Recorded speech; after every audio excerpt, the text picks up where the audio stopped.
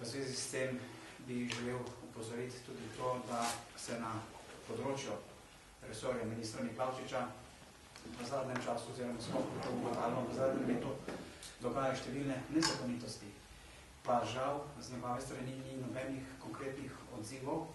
Če navedem, da je bila prva ugotovljena nezakonitost že takrat, ko je podelil javna pooblastila zbornici fizioterapevtov, ki jo vodi gospa Frederika Karesal. Mi smo v poslanski skupini že takrat opozarjali, da so bili dokumenti, ki jih je takrat zbornica predložila, v bistvu zavajajoči, neresnični, in to se je potem seveda skozi postopke tudi ugotovilo.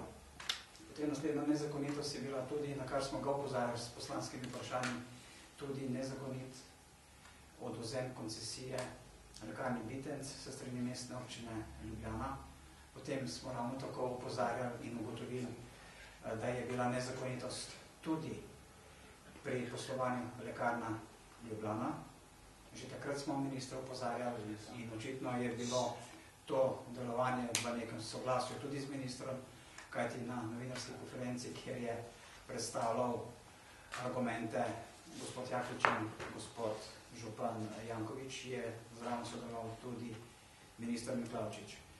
Kot pikani vseh teh nezakonitosti pa so seveda sedaj tudi ta razkritja v medijih, tako da gre tukaj predvsem zahvala vam, medijem, tudi o spornosti in nezakonitosti pogodbe o nakupu cepiva.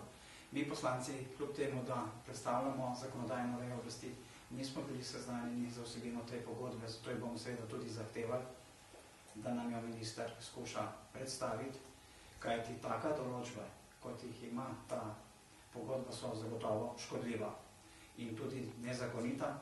Na srečo lahko zaenkrat ugotavljamo, da nismo imeli kakšnih tragičnih posledic vseh tistih, ki so se cepili, okoli 120 000 ljudi, ampak članki, ki jih sedaj že tudi zasledimo, že navajajo, da je bilo ugotovljenih okoli 83 000 infarktov kot posledica tega cepiva, ki ga proizvaja ta proizvajalec, od katerega smo seveda tudi mi kupili. Tako da so lahko posledice, upajmo, da sicer do njih ne bo prišlo, velike, in mislimo, da bi se moral minister Miklavčič zavedati tega in ne bi smel podpisati protizakonite pogodbe, ki je seveda tudi škodljiva, predvsem pa upajmo, da ne bo imela kakšnih tragičnih posledic. Mi bomo na tej seji skušali skupaj z informacijsko pooblaščenko in tudi z nekimi pravnimi strokovnjaki osvetliti to pogodbo in pač potem priporočiti vladi in ministru, da v bodoče, predvsem vlada in pa ministri so prvi, ki morajo spoštovati zakonitost in pa, da se bodo seveda tako tudi ravnali.